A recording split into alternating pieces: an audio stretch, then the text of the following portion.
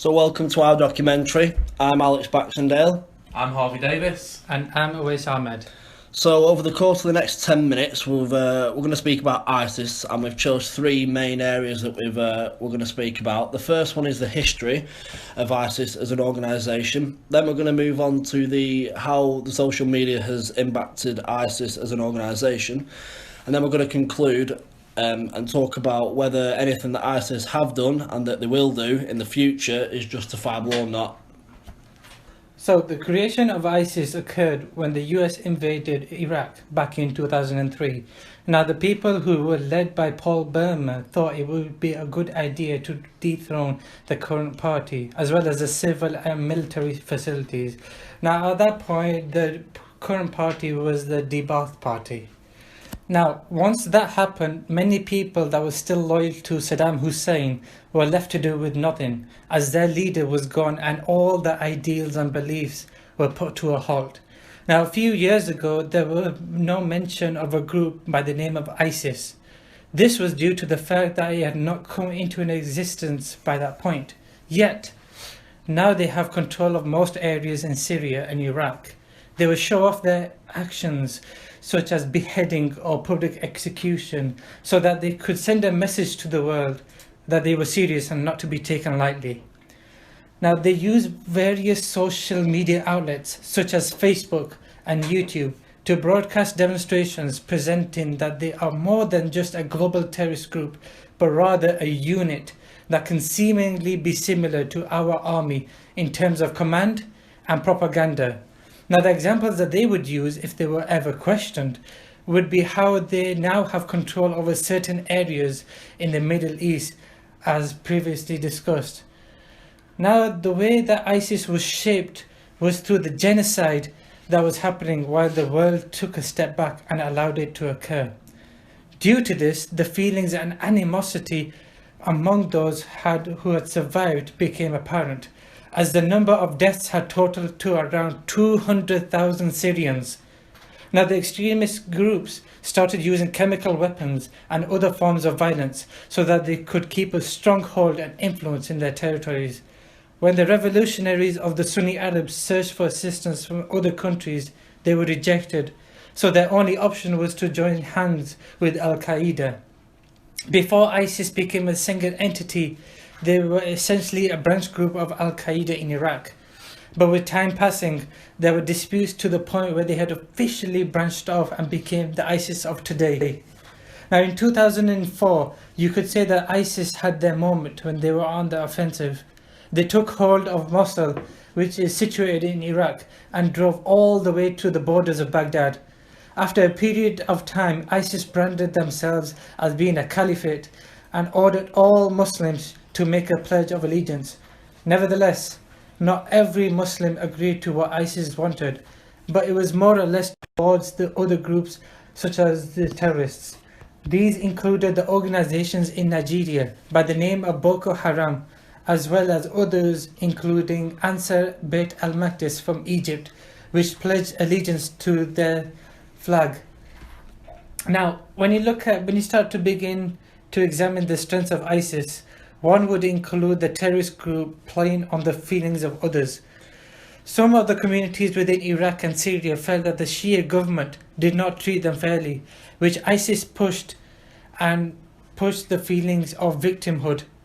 Then they gave the feelings of being in control through the violence that occurred later on.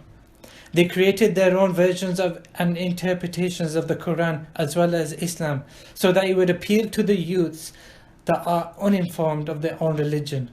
Now another fact was that the chaos which arose in Syria. It was a well-known fact that the allies of the US, such as Saudi Arabia and other countries, had a hand in providing money and distributing weapons in the civil war. This only created further chaos, as the majority of weapons and money that was provided came into the hands of ISIS, which enabled them to increase their firepower.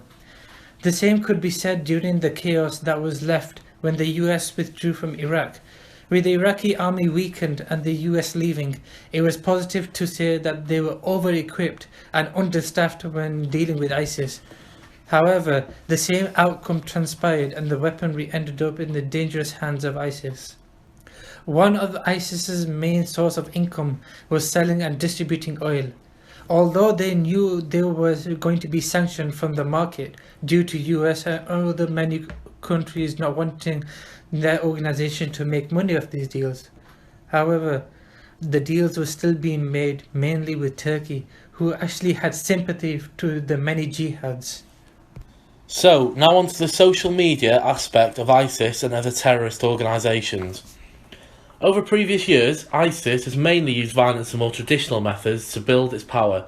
However, since social media has become so apparent in modern day society, terrorist groups such as ISIS have used social media more frequently for recruitment methods as well as threatening opponents.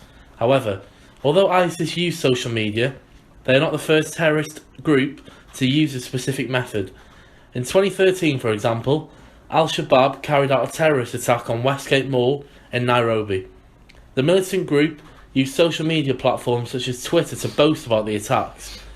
The group would have viewed Twitter as the perfect opportunity to make an impression. They would have been extremely conscious that there is a substantial following on these various social media outlets that they can demonstrate their violence on. Despite this, ISIS in particular is unique in their approach to social media and its influence to accomplish its aims and their intentions that are set out through this. ISIS use social networking to demonstrate to all Muslims that fighting in the name of Islam is a religious duty that they must fulfill. Furthermore, ISIS is using its power and status online for recruitment purposes. The terrorist group are employing headhunters. According to the German intelligence agency, teenagers as young as 13 are being approached by these recruiters to join the ISIS organisation. This further demonstrates how much of an important tactic social media has become for terrorist groups such as ISIS. The President of the Federal Office for Protection of the Constitution has also raised his concerns regarding young teenagers that have been recruited by ISIS and other terrorist organisations. Hans-Georg Manson stated that IS are targeting disillusioned younger members of society in an attempt to register their interest in joining the organisations. Due to identities being unknown and information viewed straight away by potentially thousands of people, ISIS view the internet as a perfect place to recruit and target future members.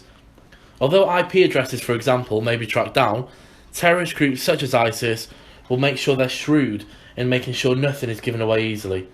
Other terrorist organisations such as Al-Qaeda also use the internet to distribute terrorist material. During the uploads of videos, ISIS have taken a significantly direct approach. Videos they have posted include terrorists that are attacking towns, villages and communities, as well as firing a variety of weapons they have assembled. They may have the opinion that in doing this, they can attract further members and show them that what they could be a part of. These views are getting around 30,000 each time they are posted, which will only motivate ISIS to upload more and hope to increase their following on social media. A further example of how ISIS are taking social media seriously is them now having an official ISIS application on their phones, which supporters of ISIS can download. This is promoted by major ISIS accounts and is again used following more publicity which they'll thrive off. The motivation of ISIS is not just purely violent. They also aim to make a substantial amount of money which they can then use in recruitment. ISIS pay the supporters of terrorist organisations around $10,000 depending on the individual that's recruited. For example, if specialists in a certain area are recruited, such as computer specialists or doctors, they are potentially worth a lot more.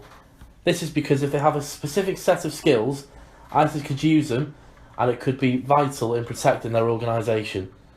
So as previously discussed, ISIS usually find the easiest people to target during recruitment stages are teenagers.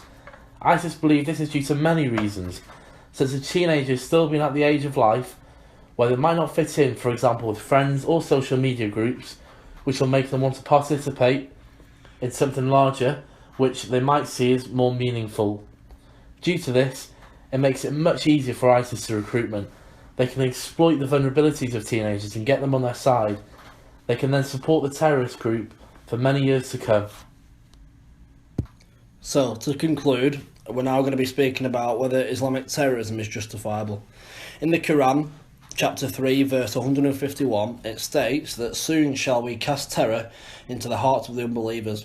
Islamic terrorists justify their violent tactics through interpreting the Quran according to their own goals and their own intentions. So, in contrast, non-radical Islamists do not condone any acts of violence which have been performed by their fellow Muslims. However, they both worship the same God and they both study the same book, so how is that possible? Misinterpretation of the Quran is a major point when it comes to talking about the legitimacy of violence that ISIS use. From that perspective, they are simply fighting for what they believe in. Some believe that they are fighting for a better life because that's what they're told when they're radically recruited.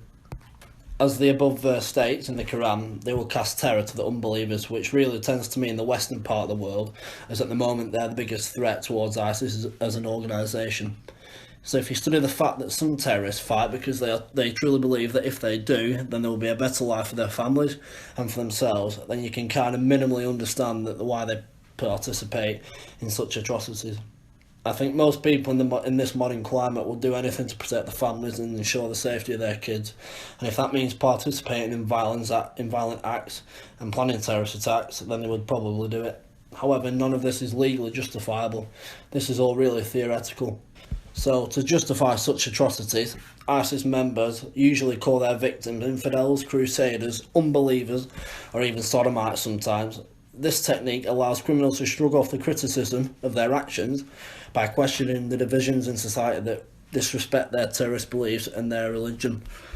As these techniques show, it is quite unlikely that the most violent of ISIS members suffer any feelings or any form of guilt as they continue to commit terrorist acts, using, in their opinion, total justification in their journey to achieve ISIS global dominance. This allows them to give themselves the range to strike any enemy as they wish and by any means they wish to use, for example, nuclear or other violent tactics. However, at the moment, this usually means the killing of non-Muslims, but it can also include believers of the Islamic faith, as we see the ongoing fighting between the Sunni Muslims and the Shiite Muslims who believe in the Shia Islam in the Middle East. From a humanitarian aspect, ISIS breached probably almost all the articles presented in the Human Rights Act, especially Article 2 and Article 3. As you know, every person has the right to life, yet ISIS take that away from people, and this is purely down to the ideology and the way they are recruited. However, in addition, Article 3 clearly states that everyone has the right to be free of torture. However, in 2016, ISIS used the media to show their acts of violence, in particular the images and videos when they were showing them burning the male outside in the cage. It is evident that from this perspective that no single act that ISIS have done and will do in the future is justifiable in any circumstances. So in my opinion, the religion of Islam is quite a vulnerable religion. With the misinterpretation, a massive part in why such terrorist acts are committed, it in a way opens itself up for criticism, and I believe this is one of the main reasons radical Islamists use their religion as a legal justification for them to cause terror on the world. ISIS see their actions as a form of revenge to the unbelievers and to those who have disregarded the religion of Islam. So in conclusion, it is quite evident from a humanitarian perspective and a realist perspective as well that it is quite clear that any act of terrorism is not justifiable in any way, as it breaches one of the most important pieces of legislation the world has ever seen. So that's the conclusion of our documentary. If you've got any questions, please feel free to ask. Thank you for listening.